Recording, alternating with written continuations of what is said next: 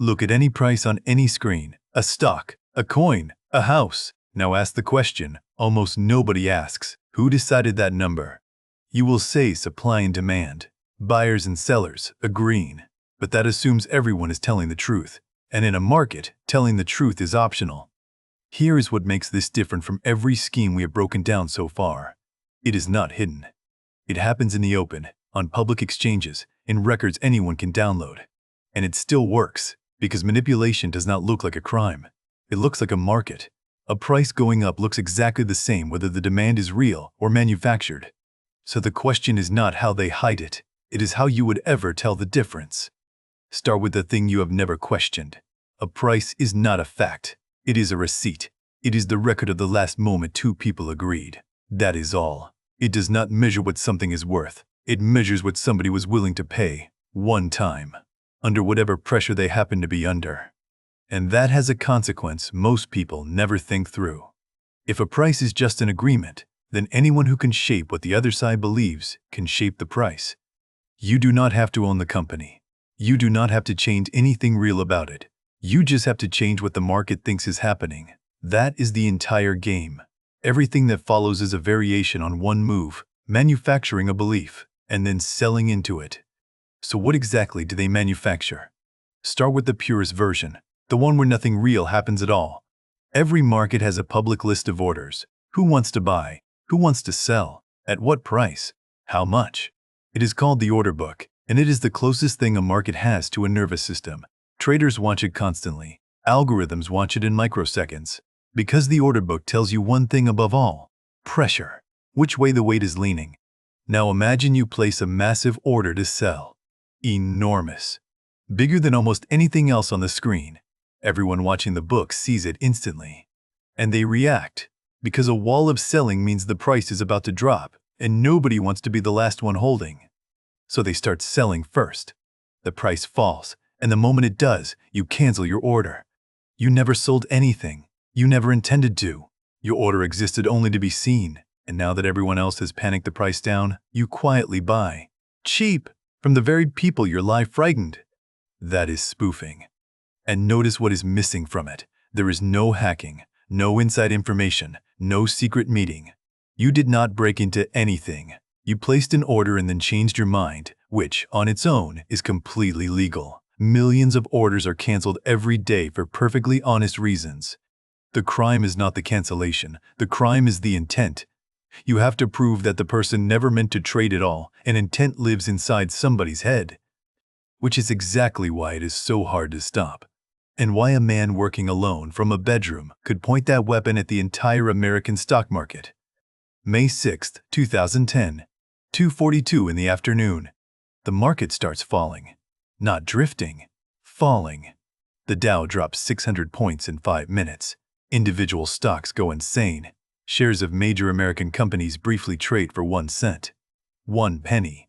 Companies worth billions, priced at nothing for a moment. In total, roughly $1 trillion in market value evaporates. And then, over the next 20 minutes, most of it comes back. Nothing had happened. No war, no bankruptcy, no news. $1 trillion vanished and returned, and the world had not changed at all. It took investigators 5 years to arrest one of the people involved. He was not a bank. He was not a hedge fund. He was a man named Navinder Sarao, trading from his parents' house in Hounslow, on the western edge of London. And here is the number that should stop you. On the day of the crash, his fake sell orders he never intended to execute, represented, at times, more than 20% of every sell order visible in that market. 1 in 5, from a bedroom. He modified and replaced those orders roughly 19,000 times, around $200 million in bets he was never going to honor. And the market, the deepest, fastest, most sophisticated market on earth, could not tell the difference between his lie and the truth. It just reacted, because that is all a market can do. Now sit with the detail that makes this almost funny. The exchange noticed. They contacted him. They warned him to stop. He reportedly told them, in cruder words, to get lost, and kept going for another 5 years. His trading company was registered under the name Nav Sarao Milking Markets. He was not hiding. Nobody stopped him. He made around $40 million. His sentence, in the end, was 1 year of home detention. no prison. Which raises the question this whole video is built on. If it is this visible, why does it keep working? Because there is more than one way to lie. Spoofing fakes pressure.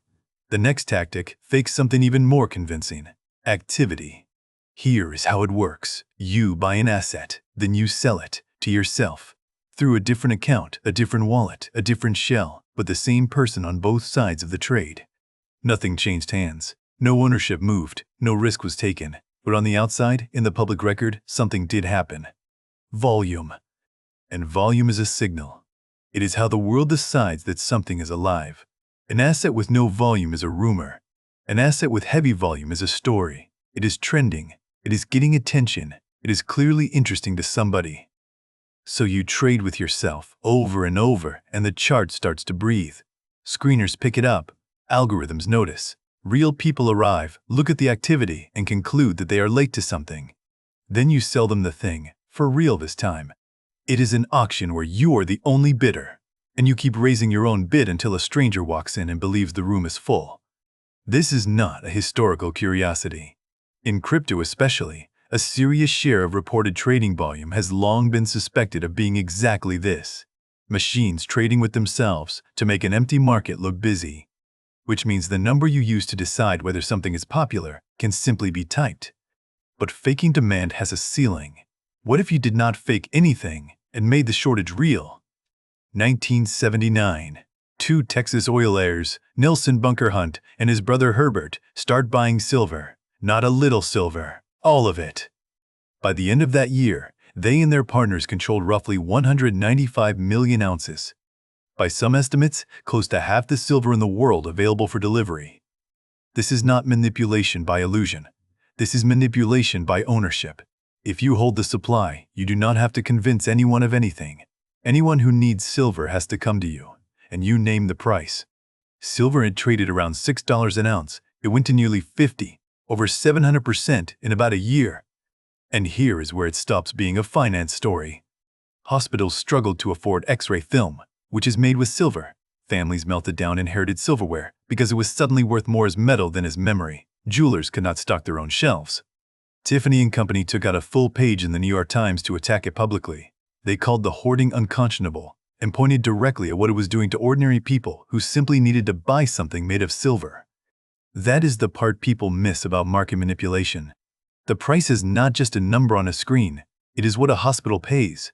It is what your ring costs. When someone bends a price, something in the real world bends with it. So how did it end? Not with an investigation, with a rule change.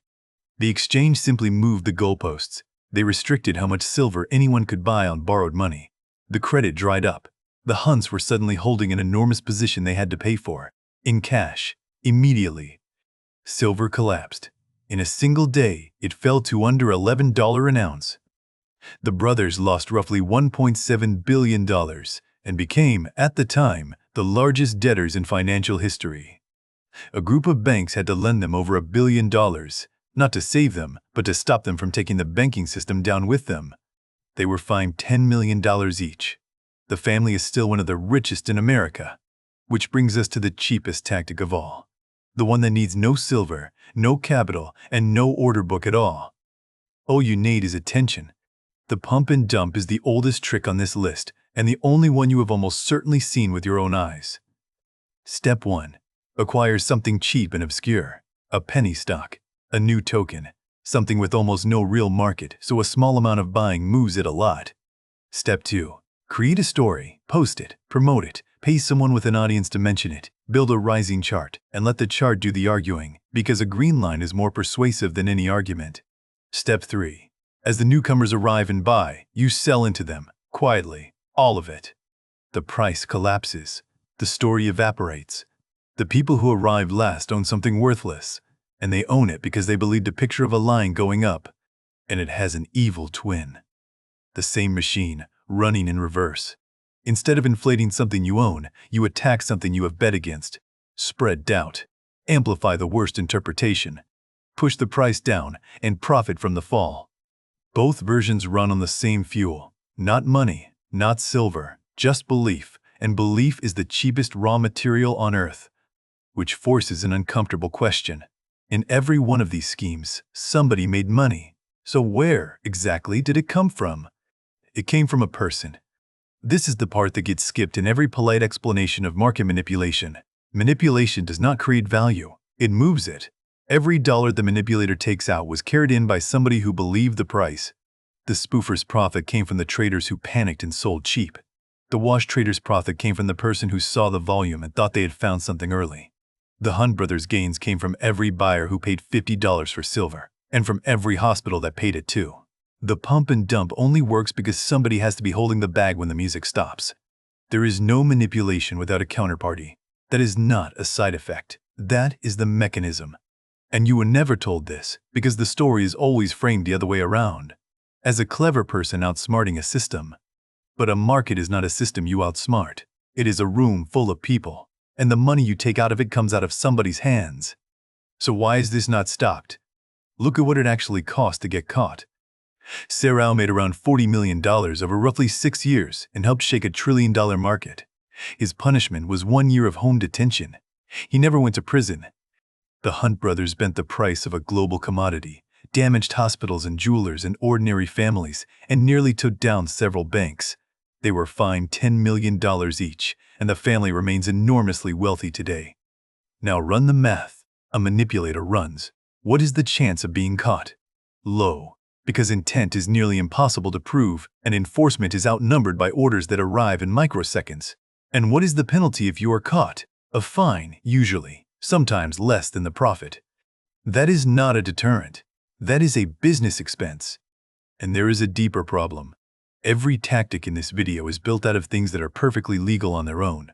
Placing an order, canceling an order, buying an asset, selling an asset, talking about a stock. None of these are crimes. The crime only appears in the intention behind them, and intention is invisible. Which brings us back to where we started. The question was this: how would you ever tell the difference between real demand and manufactured demand? Here is the honest answer. You cannot. Not in real time, not from a chart, not from volume. The manipulator's entire craft is making his lie look exactly like the truth, and he is good at it because the lie and the truth produce identical pictures. But that is not the same as being helpless. It just means the defense is not detection. It is expectation. Stop treating a price as a fact. It is not one. It is a claim. An argument that somebody, somewhere, has a financial interest in making you believe. Sometimes that claim is honest, and sometimes there is a man in a bedroom in London behind it, and 20% of what you are looking at was never real. The chart will never tell you which. That is not a flaw in the chart. That is what a chart is. So here is the only rule that survives all of this. Before you believe a price, find the person on the other side of it. Ask what they know that you do not. Ask why they are willing to sell you this right now at exactly this number.